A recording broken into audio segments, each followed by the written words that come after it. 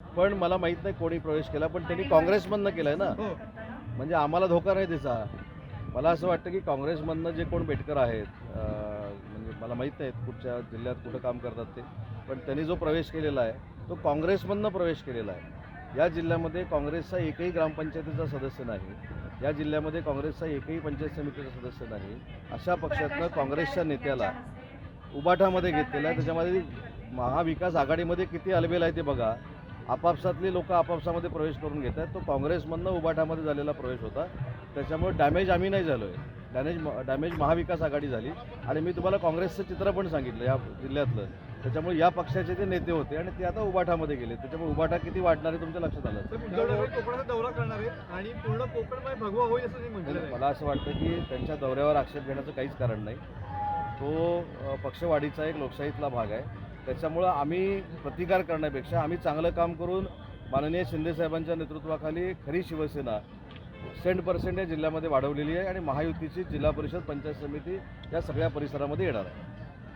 साहेब, आम्ही कुठलीही तुलना देवाशी उद्धव ठाकरेंची केलेली नाही असं संजय राऊत म्हणत आहेत, पण मात्र मोदींची तुलना केलेली सामंत आणि इतर मंडळींनी चालते असं संजय राऊत मी अजिबात त्यांच्यावर काही टीका केलेली नाही. त्यांनी माझी पत्रकार परिषद बघावी.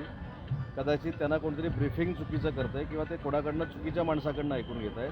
काल रात्रीच्या मुलाखतीमध्ये मी असं सांगितलं की विष्णूची तुलना करावी, रामाची करावी हा वैयक्तिक प्रत्येकाचा प्रश्न आहे. स्वतःच्या नेत्याला चांगलं म्हणावं की वाईट म्हणावं हा प्रत्येकाचा प्रश्न आहे. पण मी दुसरा प्रश्न असं विचारला, ज्यावेळी महाराष्ट्रातल्या तमाम वारकऱ्यांनी माननीय एकनाथ शिंदेसाहेबांना पुरस्कार दिला, दिल्लीमध्ये संजय नहारनं महादजी शिंदे पुरस्कारानं त्यांना सन्मानित केलं, त्यावेळी यांच्या पोटात पोटसूळ का उठला हा माझा प्रश्न आहे. मी विष्णूची उपमा दिली, अजून कोणाची पण द्या, आणि त्या देवांबद्दल आदर आहे म्हणूनच मी इथं आलो ना एवढ्या कामातनं.